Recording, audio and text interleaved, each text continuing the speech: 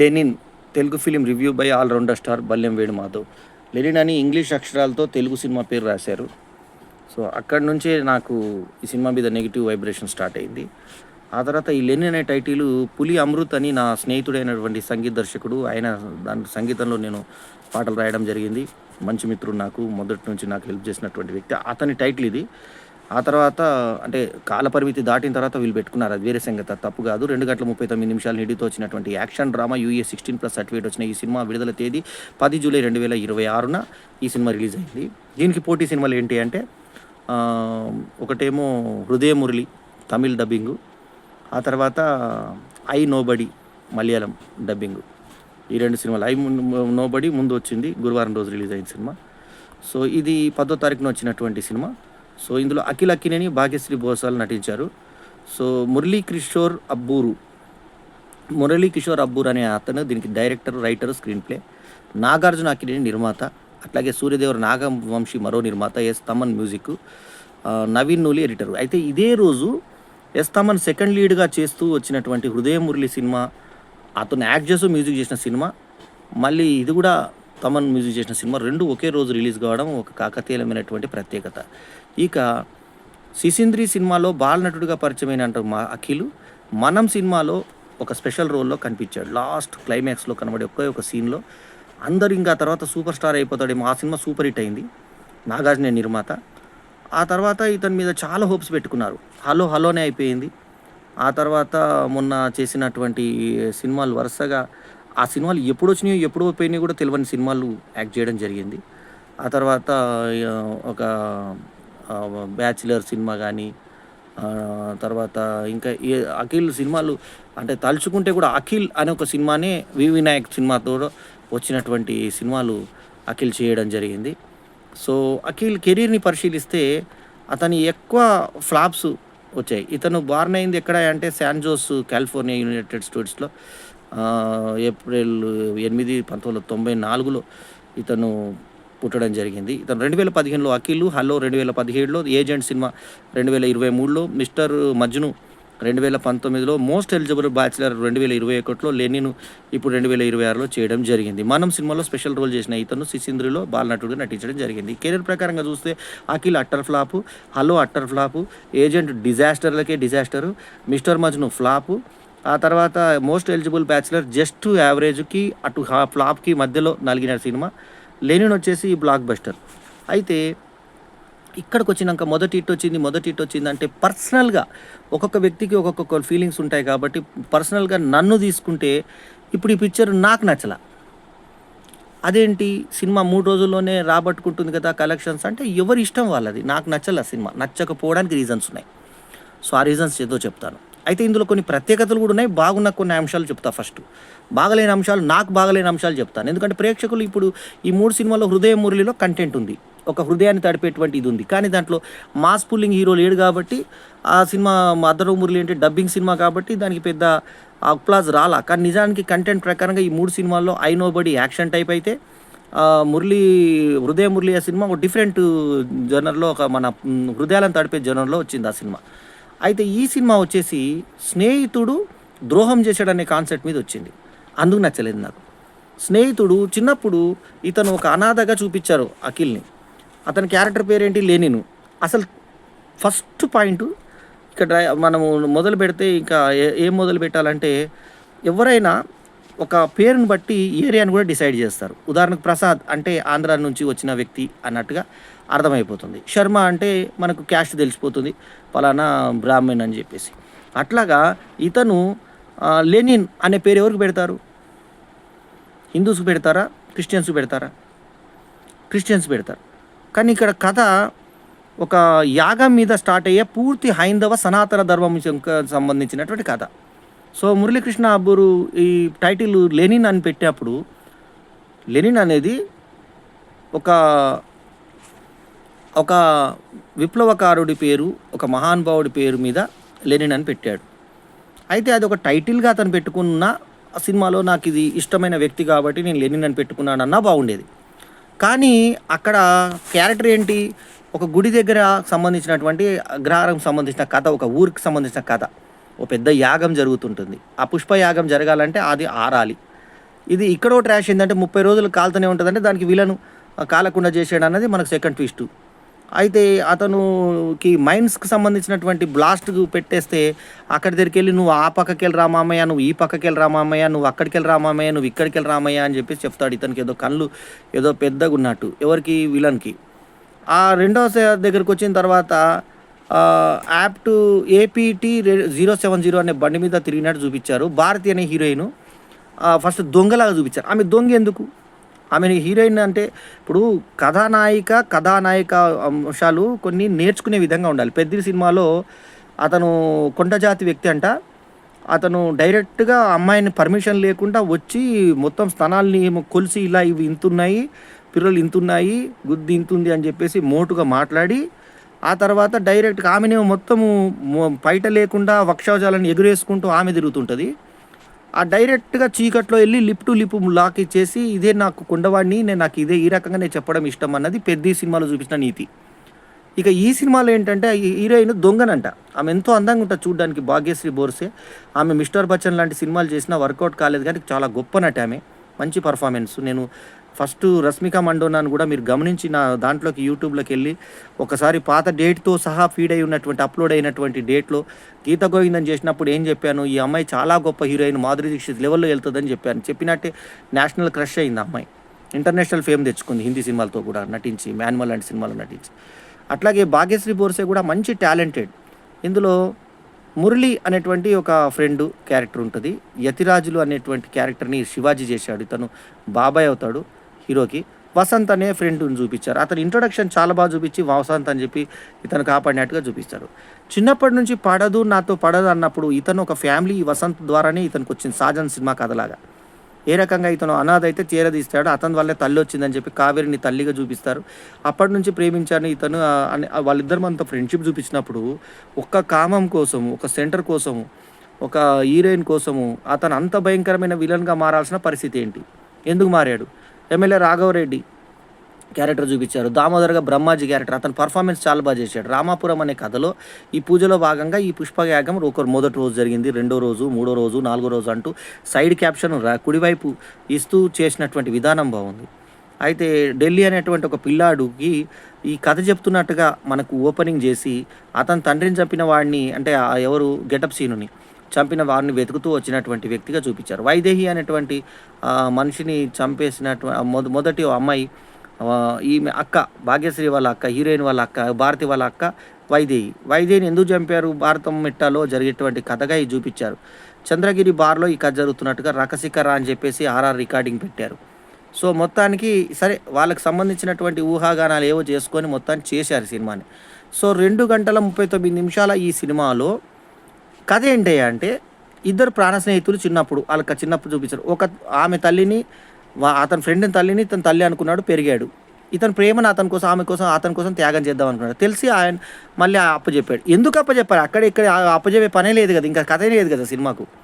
Logic ఆలోచిస్తే ఇక్కడ director మనకు ఎక్కడ పప్పులో కాలేసాడు మురళీకృష్ణ అబ్బూరు అంటే, ఎప్పుడైతే ఈ అమ్మాయి వాడికి పెళ్లి చేసుకుందానికి వచ్చిందో ఎవరు వసంత్‌కి, ఇంకా అతను ఆ సెక్స్ ఆమెతోనే చేస్తాడు, ఆమెనే ఎంజాయ్ చేసుకుంటాడు, బాగుంటాడు అతనితో ఇంకో సమస్య లేదు. తీసుకొచ్చి మళ్ళీ ఇతనికి అప్పజెప్పడం ఏంటి?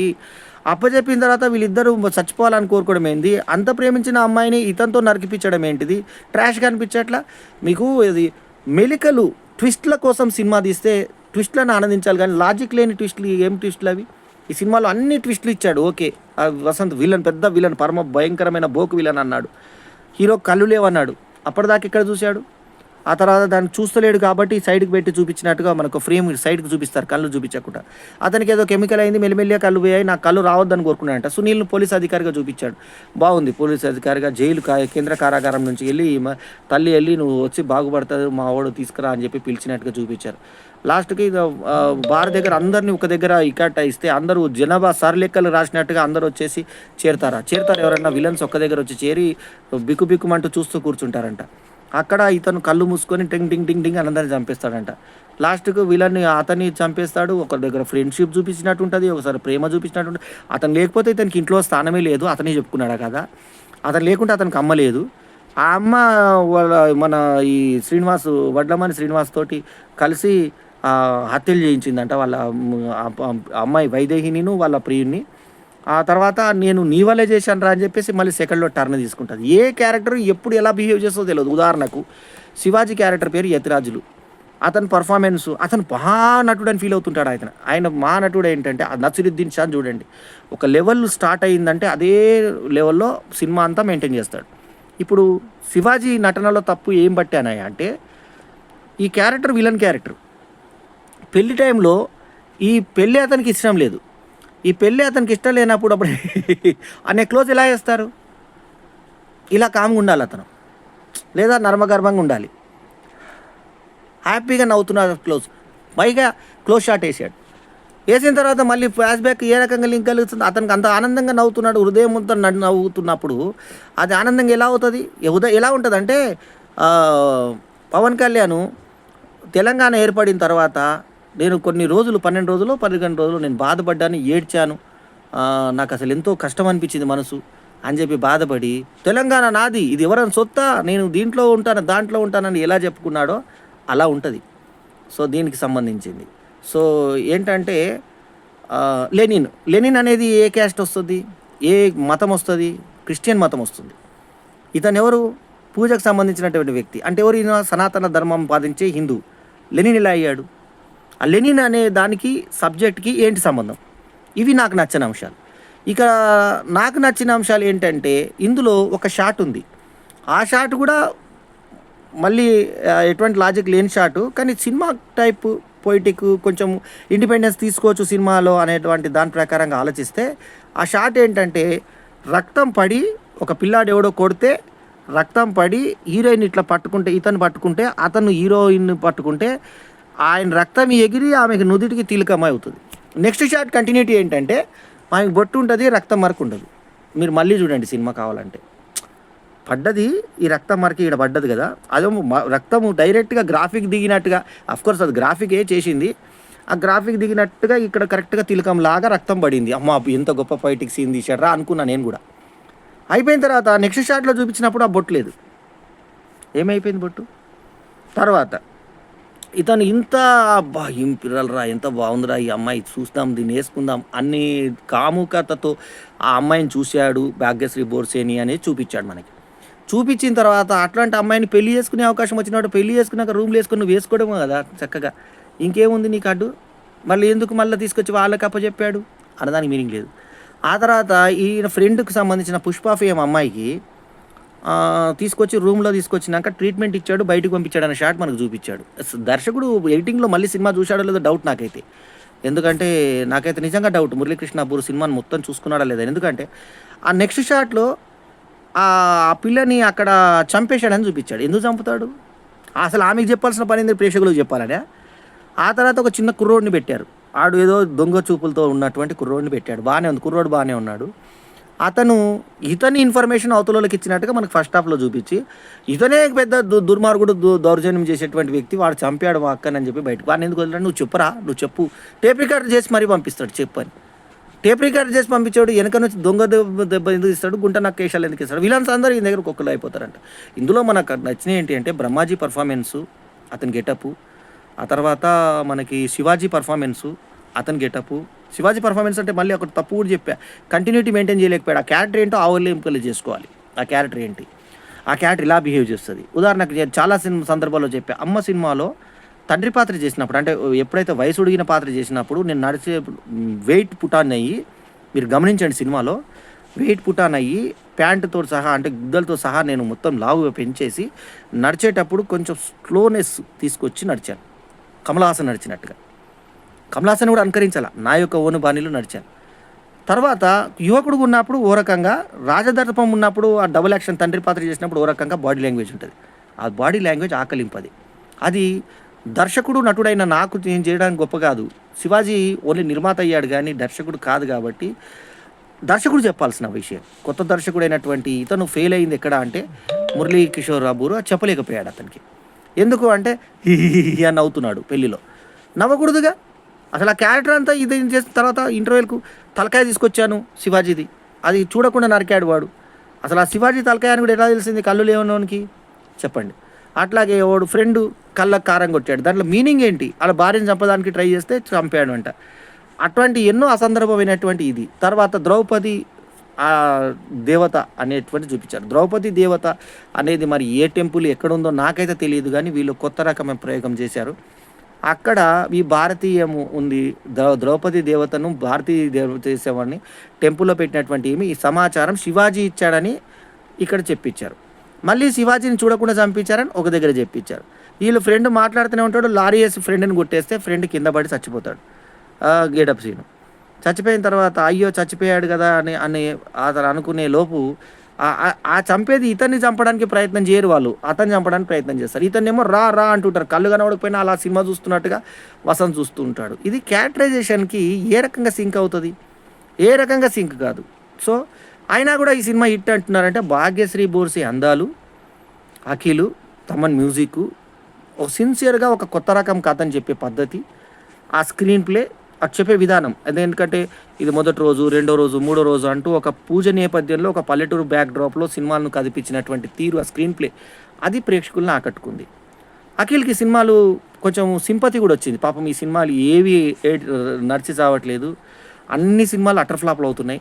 కనీసం ఈ సినిమానన్నా చూసేద్దామని జనాలు అనుకున్నారేమో అనిపించే విధంగా గత సినిమాలు మళ్ళీ లిస్ట్ చెప్పాను కదా! 'హలో', 'బ్యాచిలర్స్ గీచిలర్స్' అన్నీ సినిమా వచ్చాయి కదా!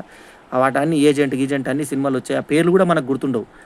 'అఖిలు' ఇలాంటి సినిమాలొచ్చినాయి కాబట్టి, ఒక 6 సినిమాలొచ్చినాయి. పాపం ఇతను ఒక్కటి కూడా ఆడలేదు. ఈ సినిమానన్నా నడిపిద్దాము అని ప్రేక్షకులు అనుకున్నట్టుగా కొద్దో గొప్పో కొంచెం కొత్తదనం ఉండి, ట్విస్ట్‌లు అర్థం లేని ట్విస్ట్‌లయినా సరే, ట్విస్ట్‌లు మాత్రం ఊహించని విధంగా సినిమా ఎప్పుడు క్లిక్ అవుతదంటే, ఏదైనా హిట్ అంటే తగలడం, గుండెకి తగలడం హిట్ అంటే.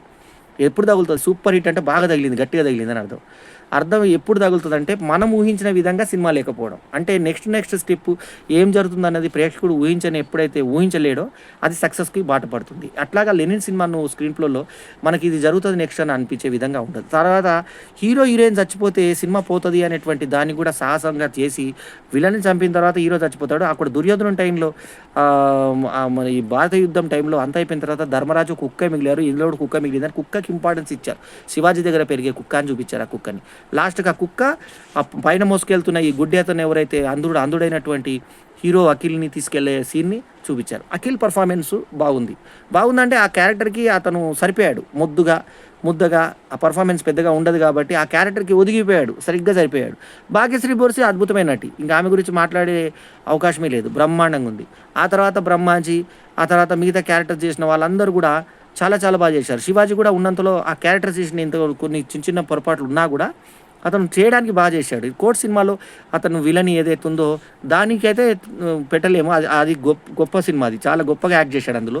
సో, ఇందులో దాని లెవెల్‌లో ఆలోచిస్తే లేకపోయినా కూడా ఇది కూడా మంచి క్యారెక్టర్ అతనికి పడింది.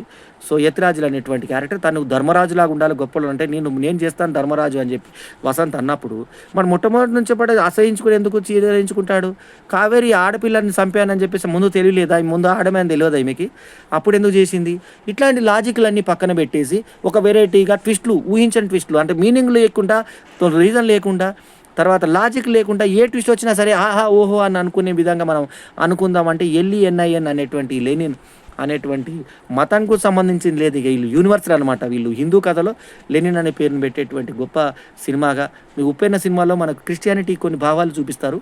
అట్లాగా 'లెనిన్' సినిమాలో తెలుగు వాళ్ళకు కూడా లెనిన్ అని పేరు పెట్టొచ్చు అనేటువంటి ఒక గొప్ప సందేశాన్ని చూపిస్తూ చేసినటువంటి ఈ సినిమా డైరెక్టరు కొన్ని విషయాలు చాలా మర్చిపోయాడు, మురళీకిషోర్ అబ్బూరు. సో, ఏమైనా డైరెక్టర్, రైటర్, స్క్రీన్ ప్లేగా ఇవాళ మొదటి హిట్ అఖిల్‌కి ఇచ్చిన వ్యక్తిగా అందరితో కొనియాడబడుతున్నాడంటే లక్‌కి మించింది సినిమా ఫీల్డ్‌లో లేదని చెప్పుకోవాలి. ఇప్పుడు ఇందాకే చెప్తున్నట్టుగా ఇదే వారంలో కంటెంట్ ప్రకారంగా మరి 'ఐ నో బడీ' డిఫరెంట్ కాన్సెప్ట్‌తో వచ్చినటువంటి మలయాళం సినిమా కాగా, తమిళ్ సినిమాగా 'హృదయం మురళి' ఈ 2 కూడా తెలుగులో డబ్ కాగా, అటు 'అథర్వ మురళి' 'పృథ్వీరాజ్ సుకుమారన్‌ల' కన్నా కొద్దో గొప్పో తెలుగులో నాగార్జున కొడుకుగా గుర్తింపు పొందిన అఖిల్ హీరోగా చేసి ఆయన తల్లి కూడా కథానాయిక, ఒకప్పటి కథానాయిక, పెద్ద కథానాయిక 'శివలో' హీరో జంట వాళ్ళ పిల్లాడైనటువంటి అఖిల్‌కి ఒక హిట్ రావడం నేను సంతోషపడతాను. యాజ్ ఏ హీరోగా, డైరెక్టర్‌గా, ప్రొడ్యూసర్‌గా, తెలుగు సినిమా రచయితల సంఘం ఉపాధ్యక్షునిగా నేను ఆనందపడుతున్నాను. కానీ ఈ సినిమాలో కొన్ని లోటుపాట్లున్నాయి. అయితే అదృష్టం అనేది ఏ రకంగా ఉంటుందంటే ఈ రకంగా ఉంటుంది. అర్హత ఉన్నా ప్రేక్షకులకు నచ్చింది ఈ సినిమా. సో 3 రోజుల్లో దీన్ని పెట్టిన పెట్టుబడి వెనక్కి తీసుకొచ్చి బ్లాక్ బస్టర్ హిట్ దిశగా దూసుకుపోతూ 100 కోట్ల క్లబ్ కాదు, నాకు తెలిసి 200 కోట్ల సినిమా వెళ్తుంది ఈ సినిమా. ఖచ్చితంగా 200 కోట్లకి వెళ్తుంది. వెళ్ళింది ఎందుకంటే ఆ వెరైటీనెస్, ఆ సినిమాలో ఉన్నటువంటి ఆ ఫ్రెష్‌నెస్ ఏదైతే ఉందో, ముందు ఆళ్ళ ధైర్యాన్ని మెచ్చుకోవాలి. ఏ రకంగా ధైర్యం అంటే, ఒకటేమో హీరోయిన్‌ని హీరోతో చంపించడం, అదొక ధైర్యము. ఆ తర్వాత హీరోయిన్‌ని దొంగ అని చూపించి ధైర్యము. ఆ తర్వాత విలన్‌ను కాన్సెప్టే లేకుండా విలనీ చేయడం. ఇందాకే చెప్పాను, డైరెక్ట్‌గా అతను పెళ్లి చేసుకునే అవకాశం వస్తే మంచోడిగా నటించి పెళ్లి చేసుకొని ఆమెను చేసుకోవచ్చు. హ్యాపీగా ఎంజాయ్ చేసుకోవచ్చు. ఎవడు కాదనలే. కానీ ఆ చేసుకునే అమ్మాయిని తీసుకొచ్చి వాడికిచ్చి పెళ్లి చేయడం ఎందుకు? మళ్ళీ ఆ తర్వాత ఇదేయడం ఎందుకు? ఈ డ్రామాలన్నీ ఎందుకు? ఆళ్ళందరూ కప్పుకొని అలా ఒక వ్యక్తిని చంపడానికి 12 మంది పోతారు. ఆ బక్కచిక్కిన వ్యక్తిని ఆడు వసంత్ గానీ, అఖిల్ గానీ ఎడమ చేయితో ఇద్దరు కలిసి ఎవరన్నా ఇద్దరు చాలు వాళ్ళకి. ఒక్కడే చాలు, కానీ ఇద్దరు అనుకుందాం, ఇద్దరు చాలు. అంతమంది విలన్ బ్యాచ్ ఎందుకు? ఎమ్మెల్యే రాఘవరెడ్డి లాంటి పవర్‌ఫుల్ పర్సన్ ఎందుకు? ఇక్కడేం జరిగినా పట్టించుకోకని చెప్పి ఫోన్ చేసేంత కెపాసిటీ ఉన్నటువంటి వ్యక్తి. ఎమ్మెల్యే రాఘవరెడ్డిగా చేసిన అతను అద్భుతంగా పెర్ఫార్మ్ చేశాడు. క్యారెక్టర్ అతను వచ్చిన అవకాశాన్ని చక్కగా వాడుకున్నాడు. అతను ఫస్ట్ వాళ్ళ తండ్రిది చూపిస్తారు. ఆ తండ్రిది కూడా హత్య చేశాడని చూపిస్తాడు. అది కూడా మర్చిపోతానంటాడు ఇతను వసంత్ దీనికోసం. అతనికి తెలుసంట. తెలుసుకొని ఏమనలేదంట. ఎక్కడో చెన్నైలో చదివాడంట. అక్కడ దాసుకొని ఇలా దాసుకుంటే ముఖం కనబడదంట ఆయనది హీరోకి. చెన్నైలో నుంచి ఎంటపడుతున్నాను ఆ అమ్మాయిని. భాగ్యశ్రీ బోర్సే నాకు నచ్చింది. అక్కడి నుంచి ఎంటపడుతున్నాను. కానీ ఇలా ముందుకొచ్చి క్లాస్‌లో ఉంటే ఆ అమ్మాయి గుడ్ ఆమె. ఈ అంధుడు ఇక్కడ అఖిల్ కాదు. అంధురాలు ఎవరంటే హీరోయిన్. ఎందుకంటే అని నవ్వుతూ ఫ్రెండ్స్‌తో ఉంటది గానీ, కళ్ళ ముందు తిరుగుతుంటే ఇలా బుక్ అడ్డం పెట్టుకోగానే అతను గుర్తుపట్టదంట. క్యాయ్ ఈ రకంగా ఈ సినిమాని తీయడం జరిగింది. ఈ సినిమాకు నేను ఇస్తున్నటువంటి రేటింగ్ 3.75/5. సినిమా బ్లాక్ బస్టర్ అయినా, అది ఎన్ని కోట్ల సినిమా అయినా, సినిమాలో ఉన్న లోపాల్ని లోపంగానే చెప్పే పద్ధతిలో చెప్తున్నాను నేను. ఎందుకంటే ఇందులో వీళ్ళ లక్ ఫేవర్ అయ్యి ఈ సినిమా బ్లాక్ బస్టర్ దిశగా వెళ్ళింది. హిట్ అనే చెప్తున్నాను, ఫ్లాప్ అని చెప్పట్లేదు నేను. ఇందులో జరిగినటువంటి తప్పులు, శివాజీ క్యారెక్టరైజేషన్ కరెక్ట్ లేదు. ఆ తర్వాత శివాజీని ఎందుకు చంపాడనే రీజన్ సరిగ్గా లేదు. ఆ తర్వాత ఈ సినిమాలో లాస్ట్‌కి అఖిల్ చచ్చిపోతే దాని మీనింగ్ లేదు. అట్లాగే ఈ వసంత్ ఈ అసూయపడడానికి రీజనే లేదు. అతనే ఇతనికి అన్నం పెట్టాడు, ఫుడ్ ఇచ్చాడు, తల్లిని ఇచ్చాడు, అన్నీ ఇచ్చాడు, జీవితం ఇచ్చాడు. అటువంటి గొప్ప వ్యక్తి, అతని క్యారెక్టర్ ప్రకారం గొప్ప వ్యక్తి. ఒక అమ్మాయి కోసం ఇలా చేశాడంటే, ఆ అమ్మాయి ఇతని బాహుబంధాల్లోకొచ్చి వివాహ బంధంలోకి అడుగుపెట్టిన తర్వాత కూడా వద్దనుకొని ఇతన్ని త్యాగం చేసి, పిచ్చి త్యాగం చేసి వెనక నుంచి మళ్ళీ గుద్దలకి గుణపం దించడం అనేటువంటి పరిస్థితి ఎందుకు చేశాడు అనే దానికి మీనింగ్ లేదు. వడ్లమాన శ్రీనివాస్ బాగా చేశాడు, కావేరి బాగా చేసింది యాక్టింగ్, సినిమాటోగ్రఫీ బాగుంది, మ్యూజిక్ బాగుంది తమంది. అట్లా రికార్డింగ్ బాగుంది. రికార్డింగ్ అయితే అదిరిపోయింది. స్క్రీన్ ప్లే కూడా బాగుంది. అఖిల్ పర్ఫార్మెన్స్ బాగుంది. అన్నీ బాగున్నాయి. కానీ లాజిక్ లేవు. అదే ప్రాబ్లం వచ్చింది. సో అది 3.75/5 ఇస్ మై రివ్యూ రేటింగ్. మరోసారి అఖిల్‌కి మొదటి హిట్ వచ్చినందుకు మాత్రం శుభాకాంక్షలు తెలియజేసుకుంటూ, ఏమైనా మొదటి సినిమాకే కథ, స్క్రీన్ ప్లే, దర్శకత్వం చేస్తూ మురళీ కిషోర్ అబ్బూరు అనే ఈ యువకుడు సక్సెస్‌కి వచ్చినందుకు మాత్రం అభినందనలు తెలియజేస్తూ, అక్కినేని నాగార్జున నిర్మాతగా మరోసారి సక్సెస్ సాధించినందుకు అభినందనలు తెలియజేసుకుంటూ, అట్లాగే సూర్యదేవర నాగవంశి కూడా మళ్ళీ సక్సెస్ బాట పట్టినందుకు అతనికి అభినందనలు తెలియజేసుకుంటూ ఈ రివ్యూ ముగిస్తున్నాను. ఈ రివ్యూ కనుక మీకు నచ్చితే లైక్ చేయండి, కామెంట్ చేయండి, షేర్ చేయండి. మా ఛానల్‌కు తప్పకుండా సబ్స్క్రైబ్ చేయండి. ఎల్లప్పుడూ మీ ఆదరాభిమానాలను ఆశించే మీ ఆల్‌రౌండర్ స్టార్. మళ్ళీ మీరు మొదలు నమస్తే. జై హింద్.